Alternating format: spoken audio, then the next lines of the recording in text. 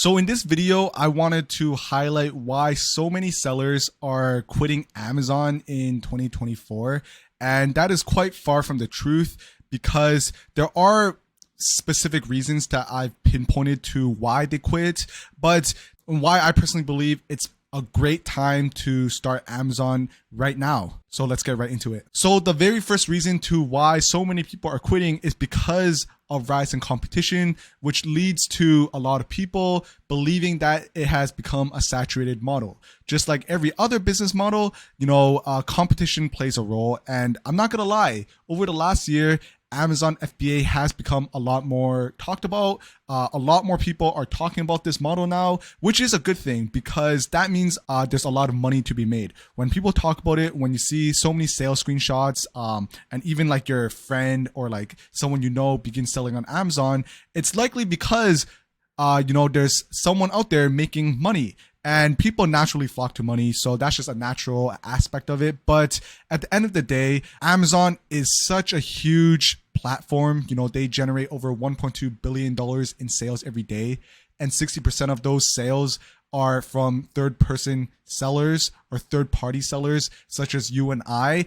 There's just no way it's saturated. There is a lot more competition, or what I mean to say is there is a lot more sellers selling on Amazon, but there's just saturation is not a thing when Amazon is the biggest e-commerce platform, and e-commerce is only getting bigger as more people are beginning to believe in selling online or buying online, shall I say. But yeah, this model is not saturated, and anyone who's telling you, they're just simply lying and they don't know what they're talking about. Moving on to the second reason, a lot of sellers that quit are just unserious sellers. A lot of people, their goal is to make an extra $2,000 in profit or an extra $3,000 in profit. And that's very doable. You could literally do that in your first month selling on Amazon. But the problem is some of the sellers that do quit after making $3,000 in profits, they don't have any aspirations to make more money. And there's nothing wrong with that because they're still very profitable. But the ones that stick around, they strive to continuously improve and to make more and more money,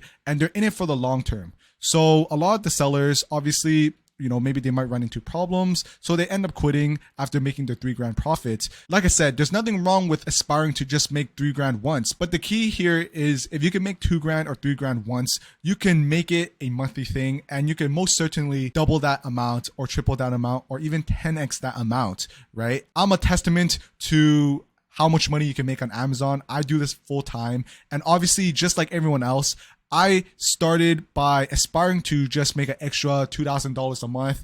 And I was doing this while studying. And when I first graduated and I started working full time, I was doing Amazon on the side, but I had aspirations to continue growing, to improve my systems and learn new strategies on a daily basis. And obviously that got me to where I am today. And fast forward over a year, now I do this full time and I make a decent amount of money. I'm not going to lie. But I plan on sticking around on Amazon for years to come. And, like I said, many sellers who just quit are not that serious. So the third reason to why many sellers are also quitting so this falls into a whole separate category of sellers. And potentially these are the sellers that just don't make any money at all, right? And the reason for that is simply because they're selling mainstream items or mainstream brands. And I'm talking about brands like Nike, like Adidas, like Lego. And don't get me wrong, I sell Nike and I sell it profitably, but for the most part, these brands are very, very competitive. Like at any given time, if you go onto a listing, you could find 60, 70, even 100 plus sellers on one listing. And they're all competing against each other, price tanking, ultimately causing to unprofitability. The gold is really in the smaller brands, the brands doing $5 to $10 million a year because they're just less competitive. There's not as many sellers on it. And go for brands that sell direct to consumers. For example, like The Ordinary. They're just brands that sell directly to consumers on their own website, and they offer discounts, monthly sales, whatever it is. So you can easily source those brands on a day-to-day basis. And those brands, like I said, are very less competitive. If you're doing arbitrage, what you can also do is find exclusive retail stores in your location, or if you're East Coast or West Coast. And the reason for that is because if you're finding exclusive stores tailored to the East Coast, sellers on the West Coast would not be able to source those items, limiting the amount of competition. And it gets even better if you find smaller stores exclusive to your own city. So that's my advice. Go for these stores and you will find a lot of success, and your return on investment and margin would be very, very high. The fourth reason would be adaptation. And just like every other business, you always have to stay on your feet, or stay on your toes, and always adapt.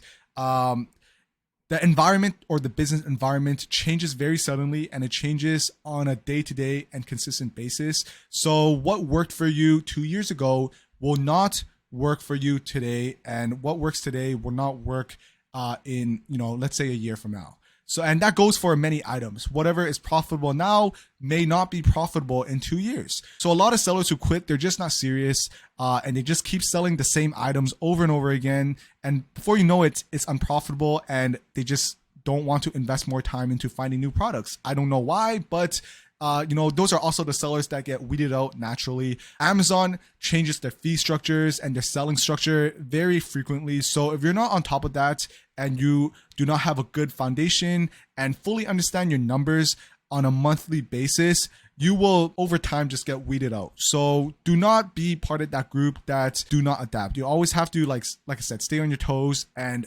always look at the new announcements and understand what's going on and all the changes that will be made towards the Amazon business. The fifth reason to why many sellers are quitting is because they just don't have guidance. I guess this ties into the fourth reason of adaptation, but the business and the landscape on Amazon changes very, very quickly. And if you don't have a mentor, or if you don't have the right guidance who can tell you there's changes coming in, say, for example, October 1st, and how you can go around it, or how you can adjust the way you list an item, the way you ship an item, the way you source an item, it's very difficult to stay profitable. You need someone who has a lot of experience, who fully understands and are very invested in your future as well as their own future. A lot of sellers who have no guidance, they think that they can grow on Amazon and succeed without networking, without selling, without talking to bigger sellers. And that's just false, right? The longer they go, the more they will struggle. So you always need to build a community, find other like-minded sellers,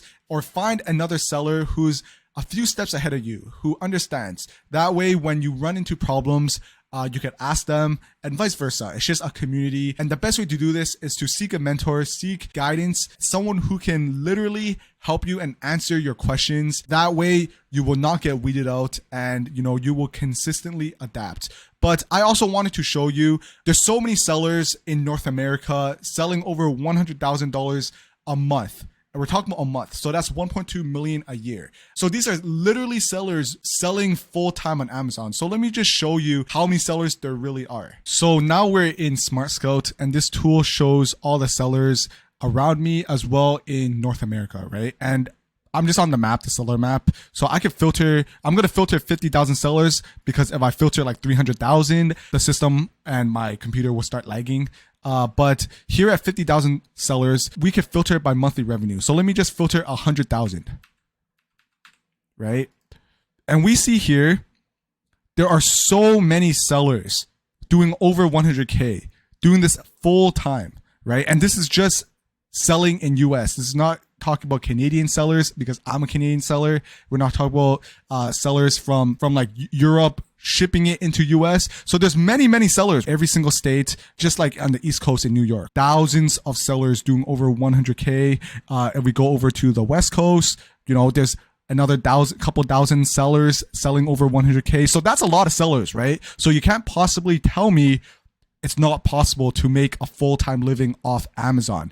And this is only people doing 100K plus. So if I reduce this number to 10,000 a month, there'll be even more. And this is capped at 50K, by the way. See, 50,000. So there's actually more. But if, like I said, if I show more, then my computer will lag and it won't be that good. But there's literally more. So at 10K, I can make the assumption that you're making at least minimum $3,000 profit every single month, right?